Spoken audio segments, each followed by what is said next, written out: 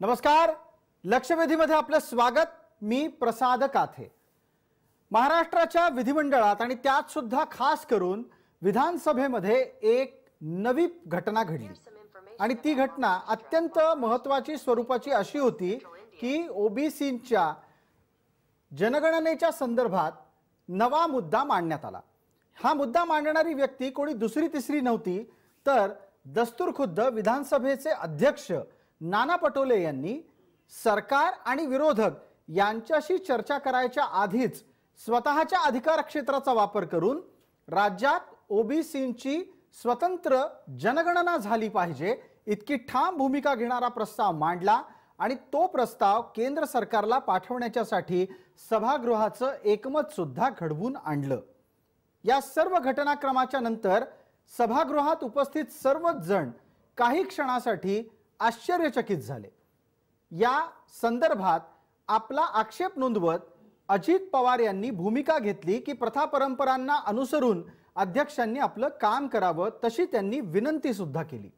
पण त्याच्याही पलीकडे जात विधानसभेच्या अध्यक्षांनी आपली भूमिका कायम ठेवली आणि सभागृहाने अखेरीस महाराष्ट्रातल्या ओबीसींच्या जनगणनेचा मुद्दा हा केंद्र सरकारच्या होत असलेल्या राष्ट्रीय जनगणनेमध्ये स्वतंत्र जात निहाय नोंदणी या अनुसार व्हावा अशी एकमताने मागणी केली आहे। या निमित्ताने ओबीसींच्या जनगणनेचा मुद्दा पुन्हा एकदा चर्चेला आलाय। मुद्दा नवीन नाही, मात्र टप्प्याटप्प्याने त्याची चर्चेला येण्याची काळ आणि वेळ सुद्धा आपल्याला बघावी लागेल। या राज्यामध्ये ओबीसींच्या जनगणनेच्या संदर्भात कशा स्वरूपाचं राजकारण आजवर घडत आलंय, ओबीसी जनगणनेचा फायदा कोणाला होणार आहे आणि तोटा कुणाचा होणार आहे, ओबीसी जनगणना कुणाला नको आहे, जातनिहाय जनगणना भेदभाव मूलक आहे का, ओबीसी संख्येने जर जास्त निश्चित झाले तर त्याचा राजकारणावर काय परिणाम होईल, या आणि अशा अनेक मुद्द्यांसह आजची लक्षवेधी चर्चा ओबीसी जनगणनेची गरज कुणाला।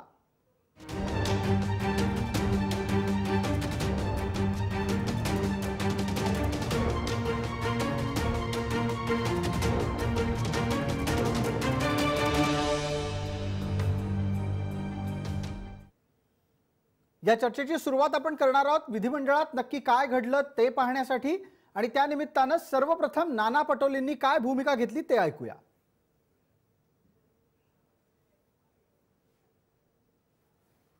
महाराष्ट्रामध्ये ओबीसी समाजाचाही सुद्धा आपण एक मोठा विचार केला पाहिजे।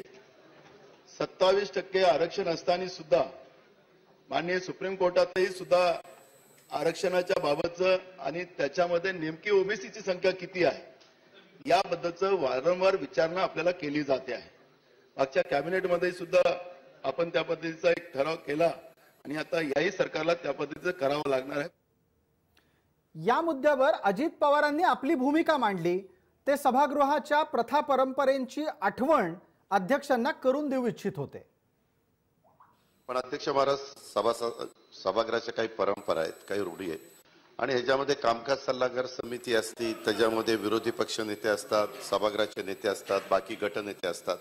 माझी आपल्याला अतिशय नम्रतापूर्वक विनंती आहे की आपल्या भावना देखील आम्ही समजू शकतो, त्या सगळ्या वर्गाच्या भावना देखील सभागृह समजू शकतं, परंतु त्या बाबतीमध्ये आपलं येणारं पुढचं अधिवेशन आहे त्या संदर्भात आधी आपण कामकाज सल्लागार समितीमध्ये त्याच्यात चर्चा करू, प्रत्येकाच्या मध्ये चर्चा करून त्याच्यात कधी कामकाज घ्यायचं, कुठल्या पद्धतीचं घ्यायचं, कधी तो ठराव आणायचा याची साधक बाधक चर्चा करू आणि त्या पद्धतीनं जर आपण त्याला मान्यता दिली, हा मी पुन्हा म्हणतो अधिकार तुमचा आहे, हे आपल्याला जर मान्य असेल, आम्ही केलेली विनंती आपल्याला मान्य असेल तर त्या पद्धतीने आपल्याला पुढे जाता येईल, आपण विचार करावा अशी माझी आपल्याला विनंती आहे। अजित पवारांच्या या भूमिकेच्या अनुषंगाने चर्चेची सुरुवात होती आणि माझा पहिला प्रश्न गणेश हाके यांना आहे। त्या निमित्ताने एकदा आपण आपल्या सोबत कोण कोण मान्यवर आहेत त्यांचा परिचय पण करून घेणार आहोत। आपल्या सोबत भारतीय जनता पार्टीचे प्रवक्ता गणेश हाके आहेत, राष्ट्रवादीचे नेते ईश्वर बाळबुधे आहेत, मराठा क्रांती ठोक मोर्चाचे आपल्या सोबत असलेले नेते आहेत आबासाहेब पाटील, तसंच हरिभाऊ राठोड आपल्याबरोबर फोनवरून जोडले गेलेले आहेत. ते ओबीसी नेते तर आहेतच, आमदार खासदार की त्यांनी भूषवलेली आहे. आणि माझ्यासोबत स्टुडिओमध्ये ओबीसी नेते आहेत JD तांडेल. या सर्व मान्यवरांचं स्वागत. गणेश हाके, आपण आत्ता अजित पवार यांचं वक्तव्य ऐकलं.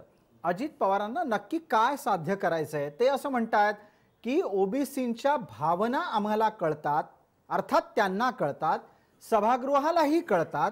असं असताना प्रथा परंपरेचा मान राखा आणि अशा पद्धतीनं अचानक विषय आणू नका. अध्यक्षांना असं सांगितलं जाऊ शकतं का आणि यामागचं काय राजकारण असू शकतं?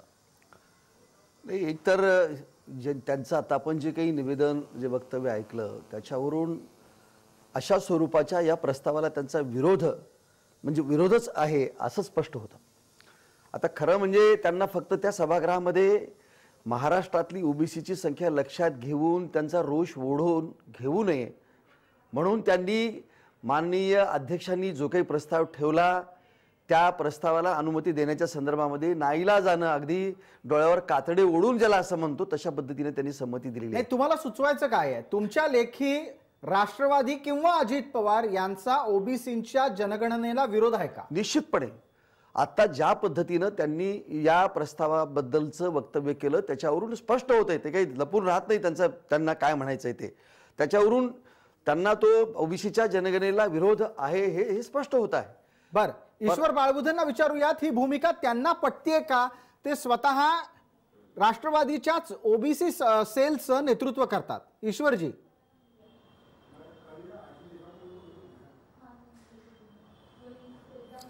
कसं आहे, खरं म्हटलं तर राष्ट्रवादी काँग्रेस पक्ष मुळात फुले शाहू आंबेडकरांच्या विचारसरणीवर चालणारा पक्ष आहे.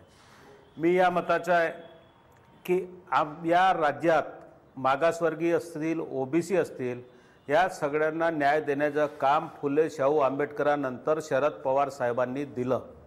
आणि अजित पवार ज्या पद्धतीनं बोलले असतील उपमुख्यमंत्री, त्यांनी ते सभागृहाची चाली रीती कशा असतात, प्रश्न कसे, याच्यावर ते बोलले. मला ज्या पद्धतीनं त्यांनी ओबीसीचं काम करण्यासाठी मी स्वतः राज्यभर ओबीसी जनजागृती अभियान काढलं होतं. माझी पूर्ण व्यवस्था तेव्हा अजित पवारांनी करून दिली होती. आणि मला ह्या राज्यात ईश्वर बाळबुधे प्रश्न सोडवण्यासाठी ईश्वर बाळबुधे तुमचं महत्व नका या निमित्तानं विषद करू. माफ करा, मला हे म्हणावं लागतंय. मला एका गोष्टीचा स्पष्ट खुलासा हवा आहे. अजित पवारांनी अध्यक्षांना ज्या पद्धतीनं परंपरेची आठवण करून दिली, या मागे त्यांचा वेगळा काही हेतू आहे. हा भाजपाचा आक्षेप तुम्हाला पटतो का नाही तेवढं बोला.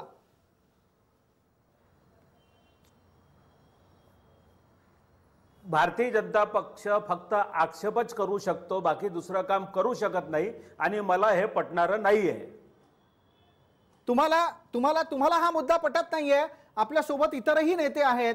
आता आपल्या सोबत असलेल्या मराठा क्रांती ठोक मोर्चाचे समन्वयक आबासाहेब पाटील यांना विचारायचंय.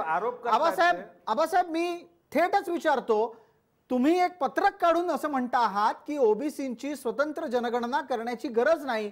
इतक्या ठाम भूमिकेवर कसे येऊ शकता तुम्ही? ओबीसींची जर गणना झाली तर अडचणी काय आहेत? मराठा समाजाची जनगणना न होता किंवा होता त्यांची एक संख्या निश्चित झालेली आहे.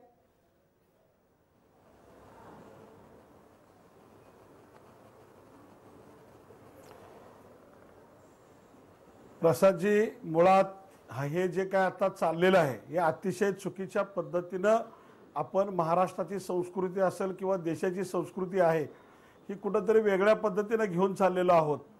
की कारण हा छत्रपती फुले शाहू आंबेडकरांचा महाराष्ट्र असेल आणि देशभरामध्ये लोकशाहीच्या माध्यमातून हा देश चालतो. परंतु ज्या लोकशाहीमध्ये जाती संपवायच्या भूमिका पूर्वीपासून घेण्यात आलेल्या आहेत, आपली घटना त्याच्यावरती आधारित आहे. सर्व जाती धर्मांना एकत्रित न्याय मिळाला पाहिजे. परंतु तुम्ही आता 21व्या शतकात जात असताना आपण बघत आहोत की आता परवा कालचा सुद्धा हा निर्णय सभागृहामध्ये झालेला आहे की हे कुठल्या ओबीसी समाजाकडून सगळ्यांची मागणी आलेली नाही की ओबीसीची जनगणना करणं म्हणून. ह्याच्यामध्ये श्रावण देवरे, हरी नरके, आबासाहेब, आपण हे सांगता आहात का की समाजामध्ये जाती रुजायला लागल्या? हे आपण सांगतायत का आबासाहेब पाटील? नक्कीच नक्कीच नक्कीच नक्कीच याच्यासाठी तोच विषय मी तुम्हाला बोलतो. मी कुठल्या पक्षाचा नाही, कुठल्या संघटनेचा नाही, एक सामाजिक चळवळीतला कार्यकर्ता म्हणून मी आपल्यासमोर मांडतोय की ह्या महाराष्ट्राची स्वराज्याची जी स्थापना झालेली आहे, जी ते सगळ्या सर्व धर्मियांना सोबत घेऊन जाण्याची आहे.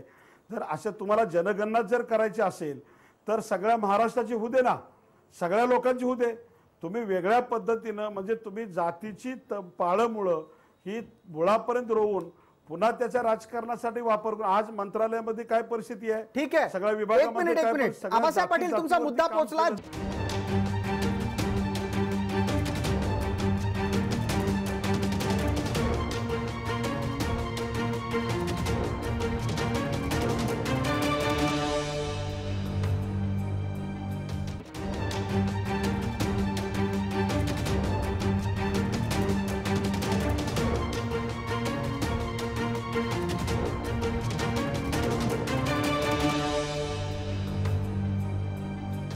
नमस्कार, या चर्चेमध्ये आपल्या सगळ्यांचं स्वागत. जेडी तांडेल आहेत आपल्या सोबत. जेडी तांडेल यांना माझा पुढचा प्रश्न आहे. जेडी तांडेल, ओबीसीची जनगणना करण्याची मागणी अचानक जन्माला आली आहे का? नाही नाही, असं काही नाही. जे बाबासाहेब म्हणतात ते खोटं आहे. सर्वप्रथम मी आपले जे विधानसभा अध्यक्ष आहेत त्यांचं मी अभिनंदन करतो की त्यांनी ओबीसी जनगणना करावी म्हणून सुमोठो ते केलं आणि त्यांनी ते मान्य करून घेतलं. सुरुवातीला ॲक्च्युली छोट्या छोट्या घटकांनी सुद्धा ओबीसी जातवार जनगणना झाली पाहिजे म्हणून सांगितलं. तदनंतर आम्ही दिवंगत दिबा पाटील साहेब यांच्या नेतृत्वाखाली दिल्लीला महाराष्ट्र ओबीसी फेडरेशनतर्फे गेलो होतो आणि त्यावेळी सुद्धा बीजेपी सरकार होतं आणि त्यावेळी आम्ही प्रमोद महाजनच्या माध्यमातून लालकृष्ण अडवाणी साहेबांना भेटलो होतो, शरद पवार साहेबांना भेटलो ही होतो. सगळी घटना किती सालची आहे? हे 2000 डिसेंबर 2000 डिसेंबर 2000 म्हणजे 19 वर्ष पूर्वीची घटना. आता तर 20 वर्ष जवळपास म्हणजे विसावं 2001च्या लागलेलं आहे. जनगणनेत ओबीसीची जातवार जनगणना होईल आमची मागणी होती आणि सरकारने कबुली केलं होतं. कारण 2001 पासून आजपर्यंत ही मागणी पूर्ण नाही पूर्ण झाली. झाली नाही. मग आबासाहेब पाटील ऐकलं, मागणी आजची नाहीये, मागणी 2000 सालापासून आहे. त्याच्याही खरं तर जुनी आहे, पण प्रत्यक्षात त्याला मूर्त स्वरूप 2000 साली आलं. तरी तुम्ही म्हणता की जाती जातींचा विषय रुजवण्यासाठी म्हणून ही मागणी आता उपस्थित केली जाते. असं कसं म्हणताय तुम्ही आबासाहेब?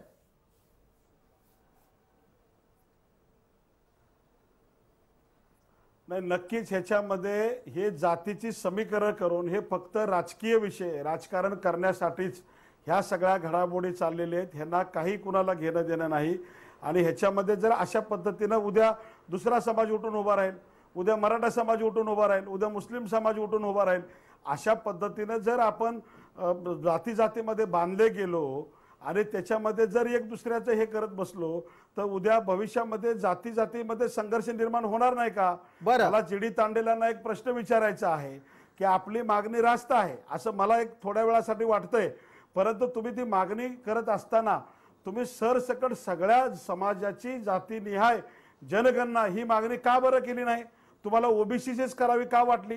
आणि त्याच्या पलीकडे जाऊन आज नाना पटोले साहेब मंत्रिमंडळाचा सगळ्यांच्या लोकांचा विचार न घेता एक सभापती पद आल्यानंतर एक गैरवापर त्या ठिकाणी केला जातो, कोणती चर्चा होत नाही आणि अचानक तुम्ही जाहीर करता. हे आबासाहेब पाटील एक मिनिट, अध्यक्षांच्या बाबतीतली ही भूमिका वादग्रस्त ठरेल. मी तुम्हाला त्यासाठी थांबवतोय, पण तुमच्या प्रश्नाचं उत्तर घेतो. जेडी तांडेल, आपण उत्तर आधी द्या. नाही, ऍक्च्युली आम्ही तर आमची सुरुवातीची मागणी हीच होती की ह्या देशाची जातनिहाय जनगणना झाली पाहिजे. जसे 1931ला जातनिहाय जनगणना झाली, 1931 नंतर 2011 साली झाली, परंतु ती सरकारने ओपन केली नाही. तर आम्ही तर तेच म्हणतो जातनिहाय जनगणना सर्वांचीच होऊ दे, त्यामध्ये सगळ्यांचे ओपन होईल की ओबीसी. कारण ओबीसी 1931 मध्ये ज्या ओबीसी जाती होत्या त्यानंतर सरकारने बऱ्याच जाती त्याच्यामध्ये टाकल्या आणि त्या तरी सुद्धा समाजाची का नाही, फक्त ओबीसीचीच का केली? नाही नाही, त्याच्यात त्यांनी सांगितलं ना आबासाहेब. आता गणेश हाके आपल्या सोबत आहेत. गणेशजी, हा विषय प्रत्येक जातीनिहाय जर जाऊ लागला तर त्यातून काय साध्य होणार आहे? तुम्हाला त्यातून जेवढी ज्याची संख्या आहे तितकं राजकीय नेतृत्व अपेक्षित आहे का? तरी माझं असं म्हणणं आहे की आबासाहेब पाटलांना अशी भीती का वाटावी? मला सांगा, फक्त ओबीसीची जर जनगणना झाली तर त्यांना काय भीती वाटायचं कारण आहे? होऊ देत ना. ओबीसी समाजामध्ये जाम आज 52%. ऐकून घ्या आबासाहेब माझं ऐकून घ्या. बघा आबासाहेब, राजकीय भाषा बोलू नका. आबासाहेब नाही, तुम्ही बघा राजकीय भाषेचा, तुम्ही राजकीय भाषा बोलायला लागला, मी तुमच्याशी राजकीय भाषा बोलतो. माझं असं म्हणणं आहे की तुम्ही ज्या देशामध्ये 52% समाज हा ओबीसी समाज आहे त्या समाजाला असं वाटत असेल की आपल्या समाजाची जनगणना व्हायला पाहिजे, तुम्ही तुमची मागणी करा मराठा समाजाची, तुम्हाला कोण अडवलेलं आहे? मला सांगा, ज्या समाजाच्या बद्दल वाटतं, त्या समजा ओबीसीच्या बद्दल माननीय अध्यक्ष नानाभाऊ पटोले यांना वाटलं की ह्या समाजावरती अन्याय होतोय, हा वंचित समाज आहे, उपेक्षित समाज आहे, गरीब समाज आहे आणि त्यांना लोकसंख्येच्या प्रमाणामध्ये या सत्तेमध्ये किंवा सगळ्याच गोष्टीमध्ये वाटा मिळायला पाहिजेत अशी भावना त्यांनी व्यक्त केली आणि त्यांना तो अधिकार आहे. कुठल्या संकेत परंपरांमध्ये कुठल्या पद्धतीचे कायदे आणि कानून विधानसभामध्ये विधिमंडळामध्ये केले जातात आणि होतात आणि काय त्यांना हवं ते कसं घडवून आणलं जातं याची आपण इथं चर्चा करणार नाही. पण हा एक सामाजिक न्यायाचा विषय म्हणून माननीय नाना पटोले यांनी हा विषय सभागृहात मांडला. आम्ही जाहीरपणे नाना पटोले यांचं मनापासून अभिनंदन करतो, कौतुक करतो. माझं बोलणं होऊ दे, तुम्हाला काय बोलायचं? आम्ही एका विशिष्ट समाजाची मागणी करण्याच्या समर्थनार्थ नाही आहोत. सगळ्या समाजाची मागणी जनगणना होऊ देत ना. 1931 नंतर कुठल्याही समाजाची जातीनिहाय जनगणना झाली नाही. ब्रिटिश काळात जी झाली त्याच्यानंतर झालेली नाही. माझं म्हणणं होऊ देत ना. नाही, मग गणेश हाके, मला एका गोष्टीचा खुलासा करा. बरं झालं तुम्ही हे स्वतः बोललात. जर 1931 ला झालेली जनगणना जातनिहाय होती, त्यावेळेला देशावर इंग्रज होते, म्हणजे इंग्रजांनी दिलेली संख्या आणि त्याच्यातील एक अपेक्षित वाढ धरून आपण आपल्या समाजाच्या रचना आणि समाजाच्या विविध घटकांचं भलं करण्यासाठीच्या योजना आखतो आहोत. नाही, दोन गोष्टी आहेत की मी तुम्हाला पुन्हा सांगतो की माझं असं म्हणणं आहे की जर जी परिस्थिती 1931 साली झालेली जी जनगणना असेल त्याच्या संख्येनुसार, आता मराठा आरक्षण देताना सुद्धा हाच विचार करण्यात आला ना की त्यांनी 32% आरक्षण गृहीत धरून 16% आरक्षण त्यांना देण्यात आलं. 52% ओबीसीचं आरक्षण, लोकसंख्या गृहीत धरून 27% आरक्षण देण्यात आलं. म्हणजे असलेल्या लोकसंख्येच्या 50%च्या प्रमाणात मध्ये आरक्षण देण्याची घटनेत तरतूद आहे. त्यानुसार हे केलं झालं. माझं असं म्हणणं आहे की जर समजा सगळ्याच समाजाची जर अशा पद्धतीची जातनिहाय जनगणना जर झाली त्या लोकांच्या हितासाठी, कल्याणासाठी, तर त्यात कोणाला वाईट वाटून घेण्याचं काय कारण आहे? ठीक आहे, हरिभाऊ आठवड्यात संधी देणार आहोत. अतिक्रमण करण्याचा किंवा कुठली जात हिरावून घेण्याचा आणि कुणावरती अन्याय करण्याचा हा विषय नाही आहे. ठीक आहे, एक मिनिट आबासाहेब देतो संधी. हरिभाऊ राठोडांशी बोलणार आहोत. हरिभाऊ, हा नक्की वाद कोणामुळे जन्माला येतोय? ओबीसीची जनगणना कोणाला नको आहे?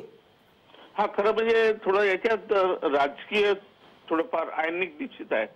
1999 साली आम्ही पहिल्यांदा गोपीनाथजी मुंडे यांच्या नेतृत्वाखाली आझाद मैदान मुंबई येथे जातीय जनगणना व्हावी अशी मागणी केली होती. हे यासाठी की 2011ची जेव्हा जनगणना होणार होती, 2001 ची, त्याच्यापूर्वी आम्ही ती तयारी केली होती, पण त्यावेळेस ते शक्य झालं नाही. त्यानंतर आम्ही 2011ला खूप प्रयत्न केले आदरणीय सोनियाजी गांधी यांना भेटून, आणि त्यावेळेस कॅबिनेटने निर्णय घेतला. आणि आबासाहेब सांगतायत ना, ते दोन गोष्टी चुकीच्या सांगितल्या त्यांनी. कोणाची मागणी नाही असं म्हणतात ते.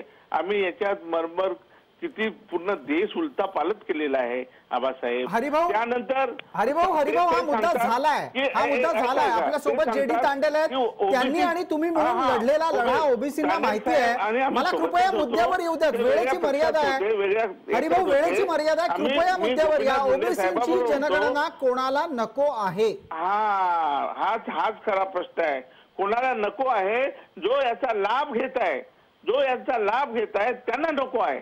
आरक्षणामध्ये सुद्धा लाभ घेत आहे आणि इतर सगळे लाभ उचलत आहे, पॉलिटिकल पण लाभ घेत आहे. कारण यांना जर खरोखर 52% जर सिद्ध झाली तर तुम्हाला सांगतो, 52% जर ओबीसी सिद्ध झाले तर 20% SC ST म्हणजे 72% आणि 13% मुस्लिम म्हणजे 85%. मग राहिले उरले 15% आणि 15% 5% तुम्ही ब्राह्मण पकडा म्हणजे राहिले 10%. जे विरोध करतात ते 10% आहेत, सांगतात आम्ही 30%. अच्छा, म्हणजे थोडक्यात काय, आत्ताचं राजकीय अस्तित्व कमी होण्याची भीती आहे का? हा तो प्रश्न आहे. आत्ताचं राजकीय अस्तित्व कमी होण्याची भीती आहे. आबासाहेब पाटील त्याला उत्तर देतील.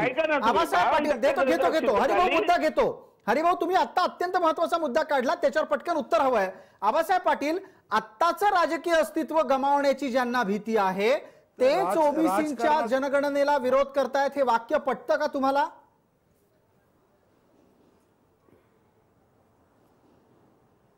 अजिबात नाही. राजकारणासाठी केवळ हा त्यांनी स्वतः मान्य केलेला आहे की फक्त आम्ही राजकारणासाठी जे भूमिका घेतलेली आहेत, यांना इतर समाजाचं कुणाचं काही घेणं देणं नाही. म्हणूनच मी तुम्हाला पहिला माझा मुद्दा सांगितला की राजकारणामध्ये हे पुन्हा भविष्यामध्ये जाती जाती संघर्ष लावून पुन्हा हे लोक राजकारण करण्यासाठीच या गोष्टी आणलेल्या आहेत. आमचं म्हणणं हेच होतं की ह्यांना कुठं ओबीसीचं काही घेणं देणं नाही, ह्यांना फक्त राजकारणासाठीच करायचं आहे. ओबीसीचा विकास करायचा असता तर ह्यांनी त्याच्यावर लढले असते. जर तुम्हाला खरंच जनगणना करायची होती तर संपूर्ण महाराष्ट्राची जनगणना करायची होती, जातीनिहाय जनगणना करायची होती, सगळ्याची होते. ते 10% सतत 10%चा उद्या विषय. आबासाहेब पाटील एक मिनिट, त्याच्यावर इथे चर्चा झाली आहे ना. यांचं मूळ म्हणणं आहे की सगळ्याच जातींची जनगणना करा. ते ओबीसीचे नेते आहेत म्हणून ते ओबीसीची भूमिका मांडतात. तुम्हाला ओबीसीच्या भूमिकेच्या बद्दलचा आक्षेप नक्की काय आहे ते सांगा. तो लक्षात येत नाहीये असताना साहेब, नक्की आक्षेप हाच आहे की समाजाला राजकारणासाठी वापरण्यापेक्षा तुम्ही स्टेट भूमिका घ्यायला हवी. दुसरा मुद्दा त्याच्यामध्ये असा आहे की हे जर पुन्हा अशा पद्धतीने व्हायला लागलं की आता उद्या मुस्लिम समाज उठून उभा राहिला की बाबा आमची पण जनगणना घ्या, मराठा समाज म्हणणार उद्या भविष्यामध्ये आमची मंत्रालय वेगळी करा, आमचे विभाग वेगळी करा, त्याची तयारी असेल तर करा. ठीक आहे, मुद्दा लक्षात आला. ईश्वर बाळबुधेंना एक संधी देतो, त्यानंतर जाहिरातीची विश्रांती आहे. ईश्वर बाळबुधे, समाजात अर्थात जातनिहाय भेद या प्रकारच्या जनगणनेमुळे पडतील ही भीती तुम्हालाही वाटतेय का? तुमच्या पक्षाला अशी कुठलीही भीती वाटत नाही?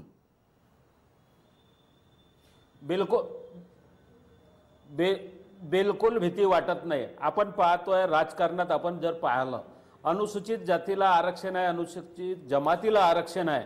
जर कुठला एखादी लोकसभा किंवा विधानसभा हे अनुसूचित जातीसाठी असलं तर कोण नाही, कोणी त्याचा विरोध करत नाही. हा त्यांची जिथं ज्यांची शक्ती, ज्याला आपण म्हणतो ज्याच्यात जास्त ज्याची हिस्सेदारी तेवढी त्याची भागीदारी मिळायलाच हवी. म्हणून राजकारणात कुणाला जास्त आरक्षण मिळालं, कुणाला असं कुठलीच जनता ह्या देशातली म्हणजे असं नाकारू शकत नाही, त्याचं स्वागत करेल.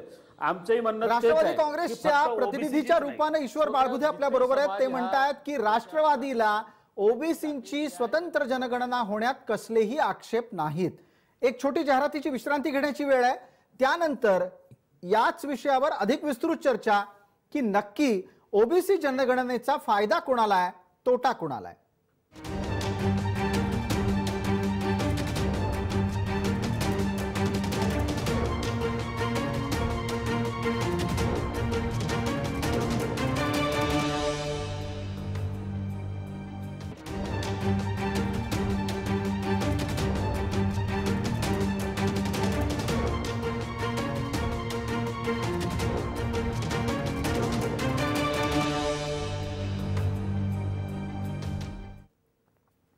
नमस्कार, लक्षवेधीच्या या भागामध्ये आपलं स्वागत. आपण आता थेट चर्चा करणार आहोत गणेश हाके यांच्याशी. गणेश हाके भारतीय जनता पार्टीचे प्रतिनिधी आहेत. गणेशजी, वारंवार एक मुद्दा मांडला जातो आहे की ओबीसींची जनगणना करायची असेल आणि त्यासाठीचा प्रस्ताव पाठवायचा असेल तर कामकाज सल्लागार समितीमध्ये त्याची चर्चा झाली पाहिजे, प्रथा परंपरांना अनुसरून काम झालं पाहिजे. अशा प्रकारच्या मागण्या करून नक्की कोणाला काय साध्य करायचंय?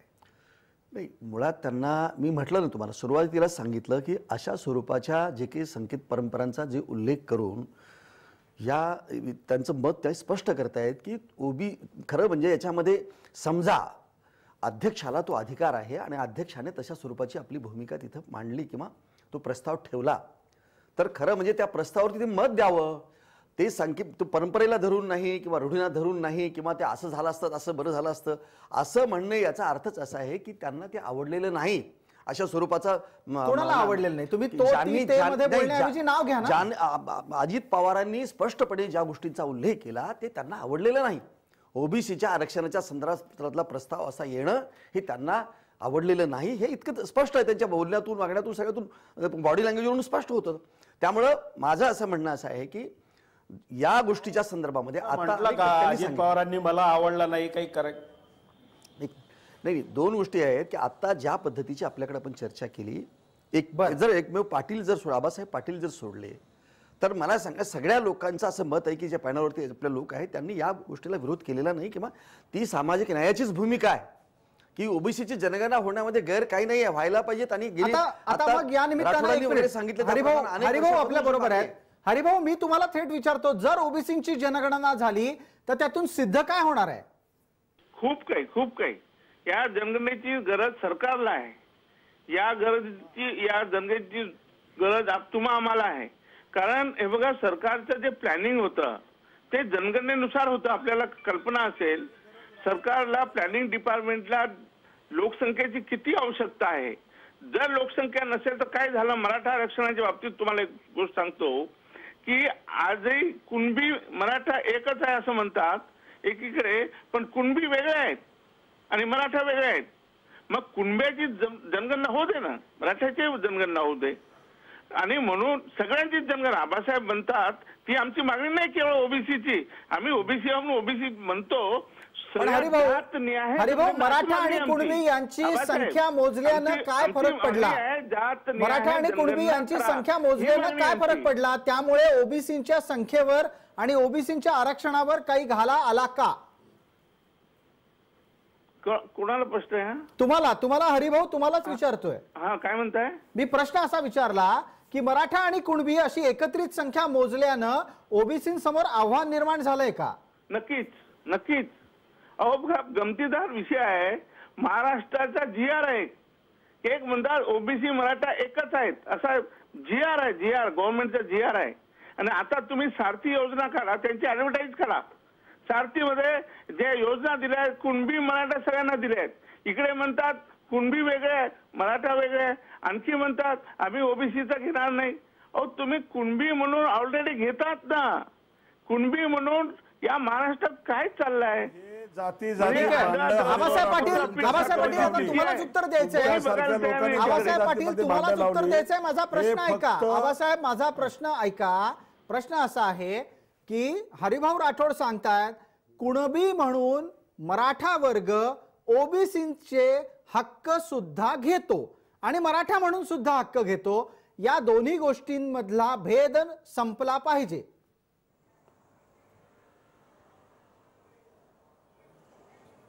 असं अजिबात नाही. जे कुणबी मराठा, मराठा कुणबी ज्यांना सर्टिफिकेट मिळालेलं आहे, जे सर्टिफिकेट धारक आहेत, ते जात प्रमाण ज्यांना मिळालं ते ऑलरेडी ओबीसी मध्ये गेलेले आहेत. मी वारंवार आपल्या चॅनलच्या माध्यमातून सांगितलेलं आहे, जे राहिलेले जे मराठे आहेत, जे कुणबी मराठा आहेत, 11, 12, 92, 96 किंवा जे सगळे पाटील देशमुख म्हणून घेणारे मराठे आहेत त्यांचे वेगळं आरक्षण मागितलेलं आहे. आता तो ह्याच्यामध्ये विषय आणण्याचं काही कारण नाही. पण मग आबासाहेब, मला आणखीन एका गोष्टीचा खुलासा तुमच्याकडून लागेल की मराठा आणि कुणबी हे दोघंही तुम्ही तुमच्या लेखी स्वतंत्र मानता का एकच मानता? कुणबी वेगळे आहेत, मराठे वेगळे आहेत असंच तुम्ही म्हणणार आहात का आबासाहेब पाटील?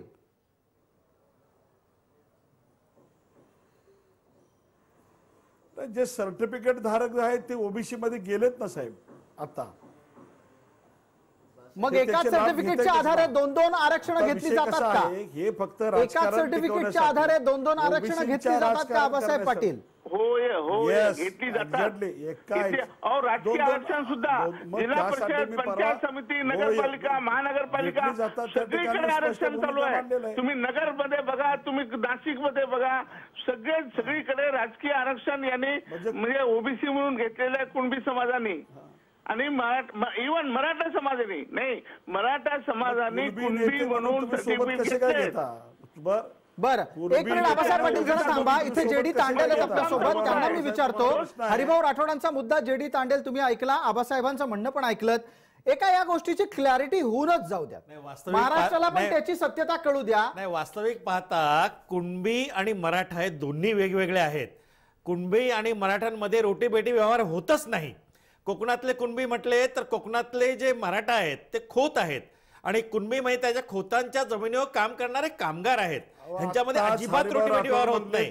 आणि ऍक्च्युअली विचार केला तर मराठा फक्त आहेत पश्चिम महाराष्ट्र आणि मराठवाड्यात, बाकी ठिकाणी मराठा नाहीत. इव्हन विदर्भातले आणि उत्तर महाराष्ट्रातले कुणबी आहेत, मराठा नाहीत. आणि कुणब्यांना ऑलरेडी ओबीसी मध्ये आरक्षण आहे. त्यामुळे आता मराठा समाज जो कुणब्यांना जोडून सांगतो की आमची एवढी एवढी लोकसंख्या आहे आणि कुणब्यांना ते बिलकुल मान्य नाही. कुणब्यांना बिलकुल मान्य नाही, कारण मराठा समाज जर कुणब्यात घुसला तर कुणबी समाजाला काही मिळणार नाही. तांडेल साहेब, आता हरिभाऊ राठोड काय सांगतायत? तुमच्यामध्ये समन्वय आहे का सांगा तांडेल साहेब.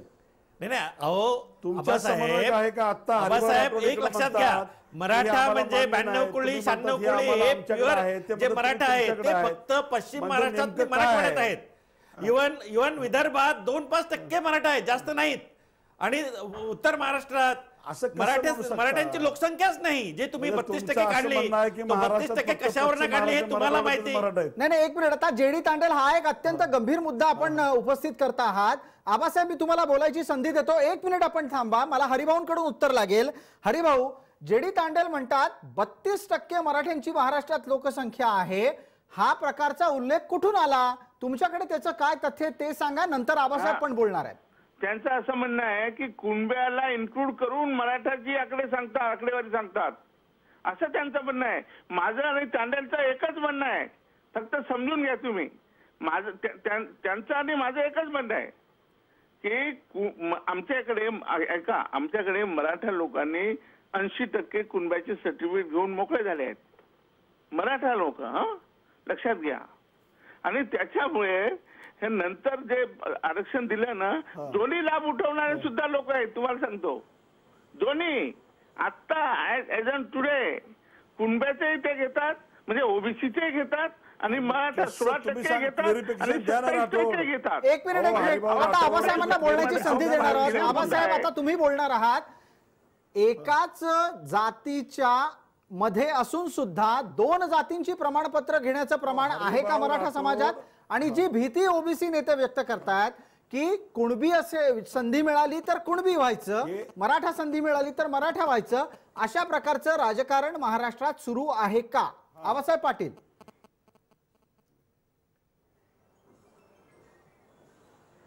बिलकुल नाही. हे फक्त हरिभाऊ राठोड सारख्या लोकांनी निष्कर्ष मांडलेले आहेत.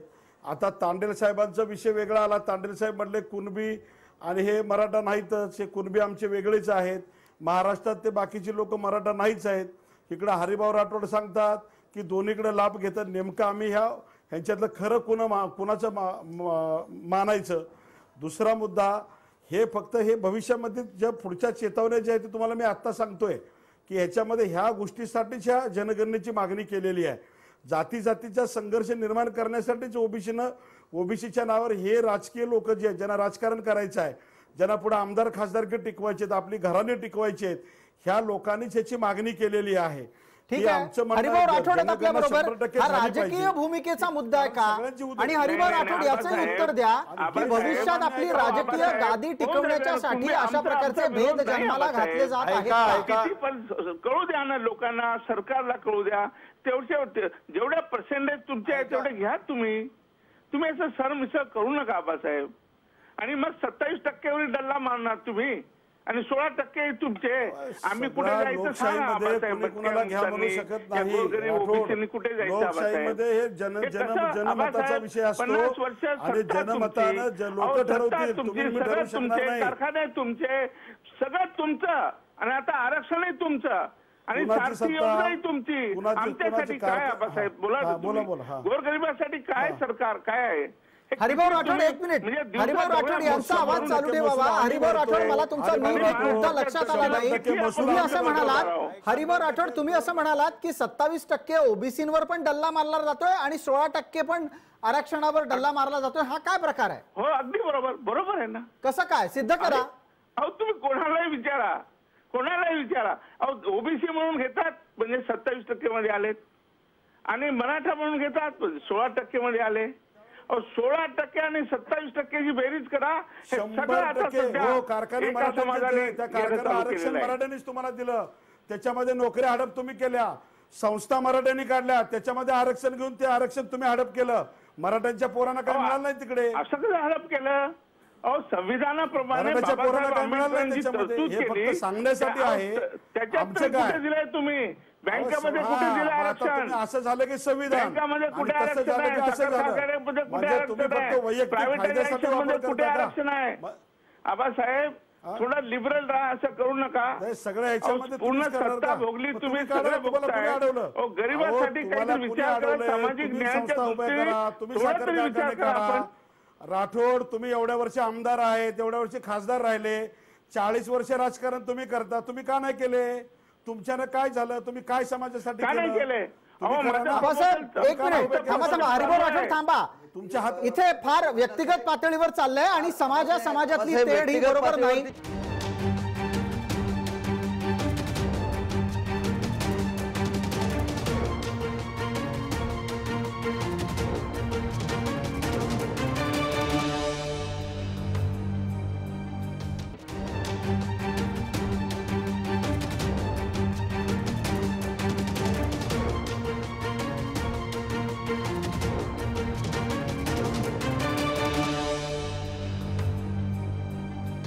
नमस्कार, या चर्चेमध्ये आपल्या सगळ्यांचं स्वागत. गणेश माझं आके म्हणणं असं आहे- आपला मुद्दा येऊ देत. येऊ देत. आपला मुद्दा काय? हां नाही, दोन गोष्टी आहेत. आबासाहेब मला म्हणजे दोनच गोष्टींच्या तुमच्याकडनं प्रश्नाची उत्तर अपेक्षित आहेत.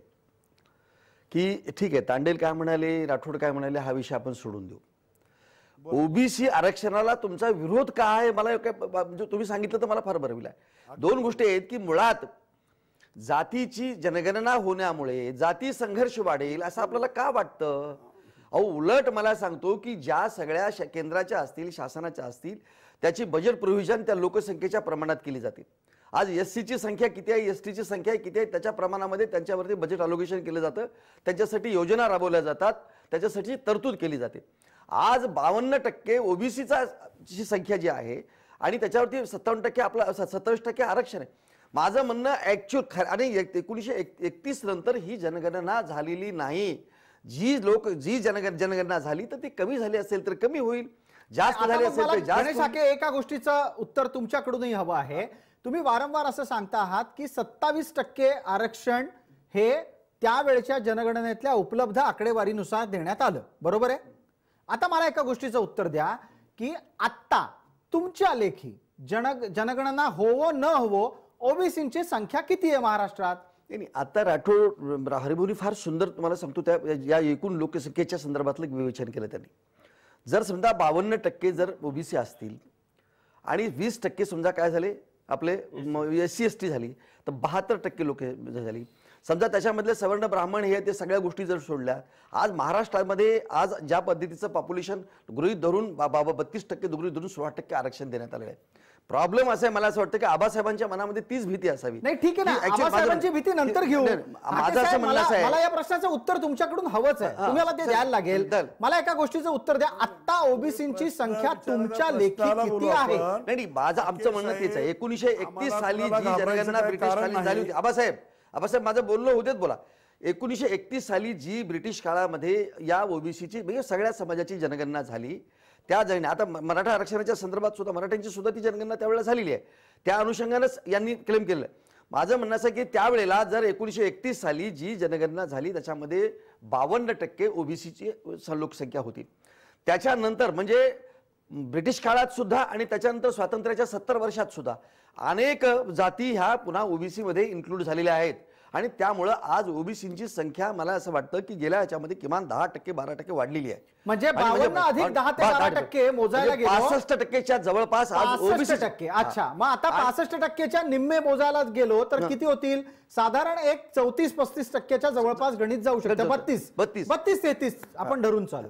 32-33% आरक्षण हवं आहे म्हणून जनगणनेची मागणी होतीये का? थेट प्रश्न आहे. जेडी तांडेल, उत्तर द्या. नाही, ऍक्च्युली आता हाकेसाहेब म्हणाले त्याप्रमाणे आता आम्ही सुद्धा असंच म्हणतो. 1931ला जर ओबीसी 52% होते तर त्याच्यामध्ये वेगवेगळ्या जाती टाकल्यामुळं त्याची लोकसंख्या तर वाढली असेल. ते म्हणतात 62% त्यांचं कॅल्क्युलेशन असेल, पण मला तर वाटते साधारण 55 ते 60% एवढी जनगणना लोकसंख्या झालीच असेल. ठीक आहे ना, 55-60 जरी धरलं, जेडी तांडेल 55-60 जरी धरलं तरी त्याचं गणित साधारण 28-30 अशा पद्धतीनेच येतं आरक्षणामध्ये. बरोबर आहे. म्हणजे थोडक्यात आत्ताचं 27% आरक्षण उद्या तुम्हाला वाढवून मागायला जनगणनेची गरज वाटतेय का? नाही, आम्हाला नुसतं आरक्षण असं नाही, कारण आम्हाला जे राज्याचं किंवा देशाचं जे बजेट होतं आणि बजेटमध्ये जसं शेड्यूल ट्राईबला फंडचं अलोकेशन होतं त्याप्रमाणे आम्हाला त्या फंडचं अलोकेशन झालं पाहिजे. कारण राज्यामध्ये राज्य सरकार काय करतं, केवळ आता यांना जर SC ST ला धरला आपण तर त्यांना काही हजारो कोटी हे फंड अलॉट केले जातात आणि ओबीसी संख्या जेव्हा येते तेव्हा कुठेतरी 500 कोटी म्हणजे आमच्या तोंडाला पानं पुसली जातात. आम्हाला ते नको. म्हणजे आता मुद्दा लक्षात येतोय. हरिभाऊ राठोड, माझा आवाज आपल्याला येत असेल. जर समजा ओबीसींची संख्या गणितासाठी धरून चालू 65% झाली असेल आणि त्यांना त्या प्रमाणामध्ये देशाच्या अर्थसंकल्पात स्थान मिळत नसेल तर त्यानं समाजाचं काय नुकसान होतं? खूप मोठं नुकसान होतं. तेच तुम्ही सुरुवातीलाच सांगितलं आपल्याला. या देशाचा बजेट आपण एससी किती टक्के आहे, 13% म्हणून 13% ठेवतो बाजूला. एसटी 7% आहे म्हणून आपण 7% देतो त्यांना. मग ओबीसीला का नको? हा भेदभाव का? म्हणजे पण हरिभाऊ, एससी एसटी ला तुम्ही 20% मोजून दाखवलं, ओबीसींना 27% जात आहे, मराठा समाजाला 16% जात आहे. या तिघांच्या तुलनेमध्ये ओबीसींचा 27% हा जास्त आहे ना. मग आता आणखीन काय मागणी आहे? नाही नाही नाही, आमच्यासाठी तुम्हाला सांगतो, आमच्यासाठी 1% प्रोव्हिजन नसते. आपल्याला कल्पना नसेल. बजेट, मी बजेटचा विषय होता, तांडेंनी बजेटचा विषय सांगितला, तर बजेटचा विषय आहे. ईश्वर बाळबुधे आपल्या बरोबर राष्ट्रवादी काँग्रेसचे नेते आहेत. याच राष्ट्रवादीकडे गेली अनेक वर्ष वित्त विभाग आहे. ईश्वर बाळबुधे, एका गोष्टीचं स्पष्ट आणि खरं उत्तर द्या. समाजनिहाय अर्थाचं वाटप, अर्थाचं याचा अर्थ पैशाचं वाटप करत असताना तुम्ही भेदभाव केला आहे का?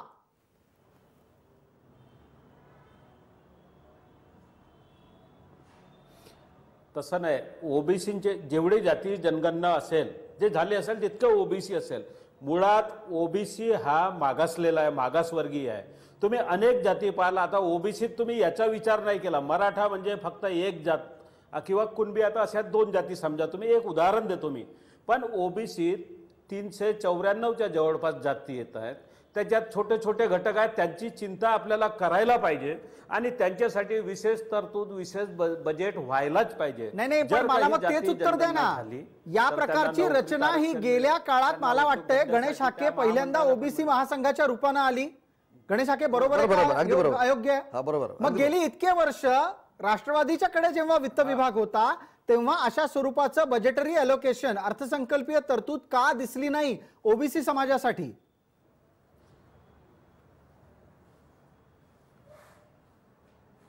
याच्यापूर्वी जेव्हा जेव्हा अर्थसंकल्पात तरतूद असेल, जेव्हा महामंडळाला फंड असेल, तो मिळत गेला. इव्हन स्कॉलरशिप देखील 554 कोटी स्कॉलरशिप मिळायची, ती ह्या देवेंद्र फडणवीस सरकारने 54 कोटीवर आणली. राष्ट्रवादी काँग्रेस जेव्हाही अजितदादाकडे अर्थसंकल्प असेल, जयंत पाटलांकडे असेल, ज्यांचा जितकी तरतूद होती तितका रुपया त्यांनी दिला. ठीक आहे, गणेश हाके उत्तर देणार आहे, त्यानंतर छोटी जाहिरातीची विश्रांती आहे. खरं आहे गणेश हाके? नाही, ते बाळबुधे अत्यंत चुकीचं सांगतायत की गेल्या 5 वर्षामध्ये विद्यार्थ्याच्या शिष्यवृत्तीमध्ये ओबीसीच्या फार मोठ्या प्रमाणामध्ये वाढ झाली आणि त्या वर्षी त्या विद्यार्थ्यांना ती शिष्यवृत्ती देण्यात आलेली आहे. पंजाबराव देशमुखांसारख्यांच्या यवन योजना सुरू केल्या, वसतिगृहाच्या योजना सुरू केल्या ओबीसी 72 कोटी नंतर 54 कोटी. ऐकून घ्या बाळबुधे, तुम्ही ऐकून घ्या. मी तुम्हाला आज कुठल्या विद्यार्थ्याला, ओबीसीच्या विद्यार्थ्याला शिष्यवृत्ती मिळालेली नाही अशा स्वरूपाची कुठल्याही पद्धतीची तक्रार आहे का? मला सांगा, जेवढ्या ओबीसीच्या विद्यार्थ्यांची शिष्यवृत्ती, मग ती इंजिनिअरिंग कॉलेज असेल, मेडिकल कॉलेज असेल, पॉलिटेक्निक असेल, या सगळ्या म्हणजे जिथे म्हणून शिष्यवृत्तीचा भाग आहे त्या सगळ्या शिष्यवृत्त्या या सरकारनं दिलेल्या आहेत. आणि खरं तुम्हाला सांगतो की हे गेल्या आपण ज्या पद्धतीचा आता मी ते सांगितलं की जर माझं म्हणणं आपलं राष्ट्रवादीचं विचारसरणी जर ओबीसीला अनुकूल असेल आणि समजा ओबीसी समाजाच्या बद्दल त्यांना तळमळ असेल, तर माझं म्हणणं असं आहे की अजितदादा तुमचे नेते आहेत, नेत्यांनी खरं म्हणजे ओबीसीच्या जनगणनेला विरोध करण्याचं काही कारण नव्हतं किंवा त्याच्याबद्दल त्यांनी संकेत परंपरांचा उल्लेख करण्याचं काही कारण नव्हतं. त्यांनी मनमोकळेपणे फार चांगली गोष्ट आहे. जाहिरातीची वेळ झाली आहे, त्याच्यामुळे आपण थांबतोय. ज्या वेळेला आपण पुढच्या भागात परत येऊ त्यावेळेची चर्चा असणार आहे की ओबीसीची जनगणना झाली तर राजकारण बदलणार आहे का, कोणाचं तख्त हिरावून घेतलं जाऊ शकतं.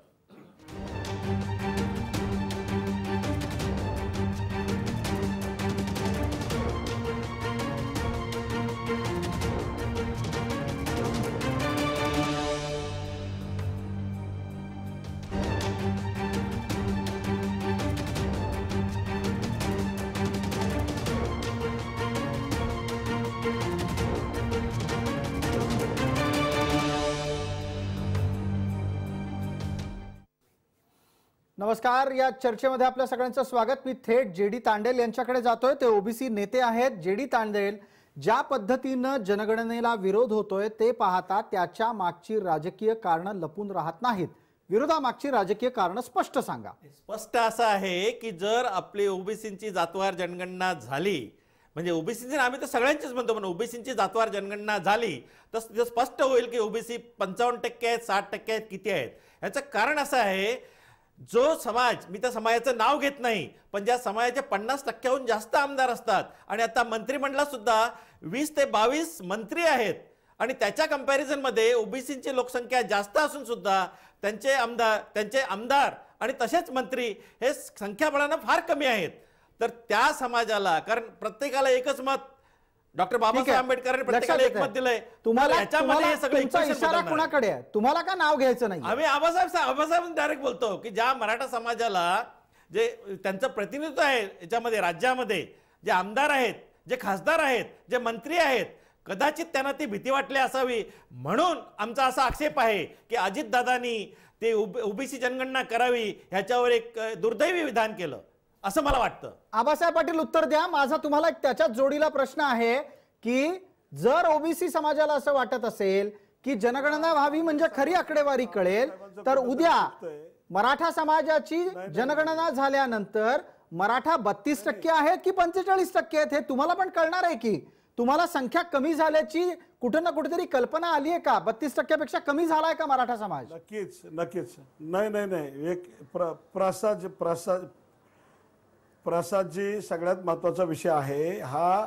ह्यांचा माझा उद्देश त्याच्यामध्ये बोलण्याचा असा आहे, हे जे काही राजकारणाचा जो विषय आहे तो त्या पॉलिटिकल पार्टीचा, त्या लोकांचा विषय त्याच्यामध्ये येतो.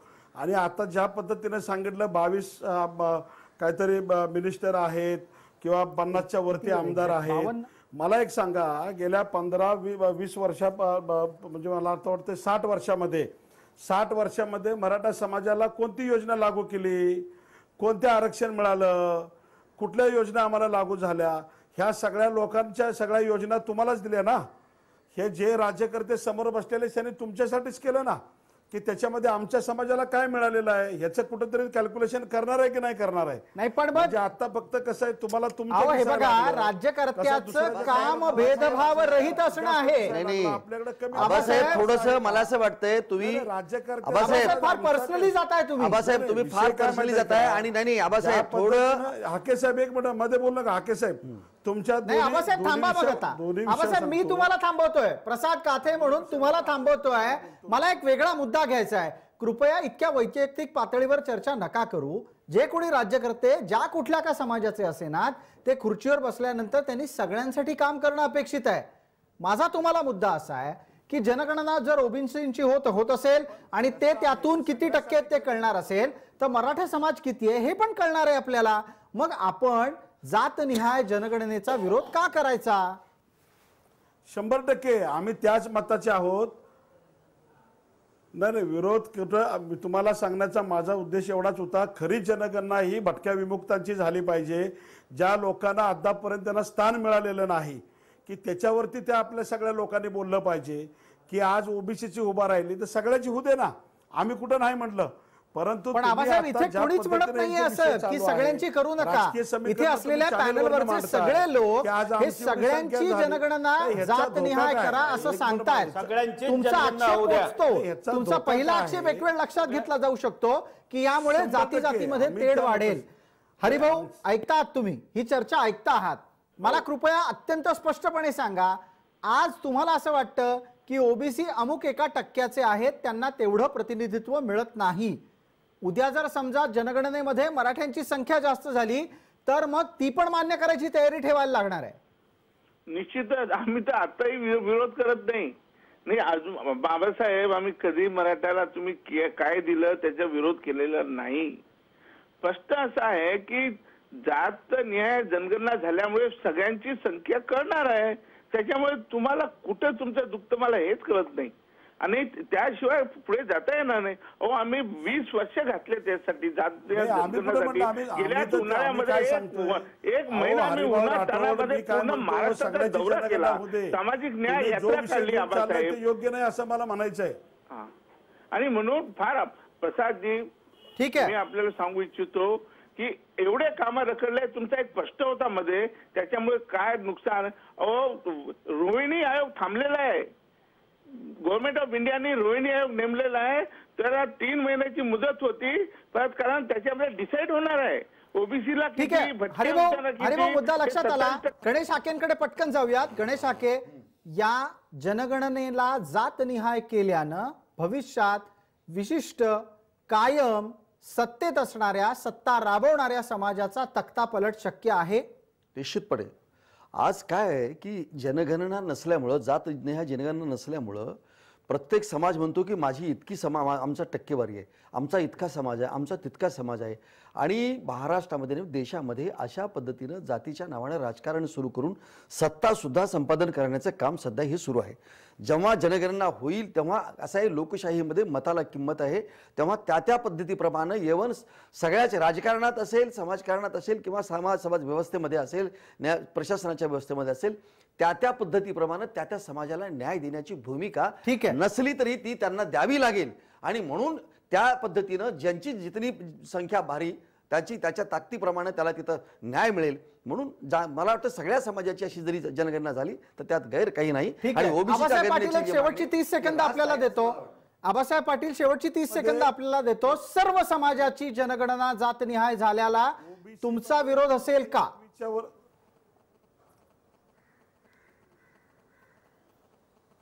नाही, बिलकुल नाही. सगळ्या समाजाची जनगणना झाली तर आम्ही त्याच्यामध्ये आहोत. दुसरा एक महत्त्वाचा मुद्दा, ज्या पद्धतीनं आता हे ओबीसीचा विषय सांगतात, ओबीसी मध्ये 5-10 घराणे सोडल्यानंतर राजकारण म्हणून किती लोकांना प्रतिनिधित्व दिलं आहे, कोणत्या कोणत्या समाजाला मिळालेलं आहे, हे पण ह्यांनी बघितलं पाहिजे. की फक्त 4-2 लोक ठीक आहे. आबासाहेब मुद्दा लक्षात येतोय. फक्त एकच गोष्ट छोटीशी सांगतो, एक बोट समोरच्याकडे केलं 4 बोट स्वतःकडे येतात. ज्या ज्या प्रकारचे आक्षेप ओबीसी समाजाच्या बाबतीत उपस्थित केले जातील, हे सर्व आक्षेप उपस्थित करणाऱ्यांबद्दलही समोर येऊ शकतात. वेळ मर्यादा आहे, त्यामुळे आपल्याला थांबवतोय.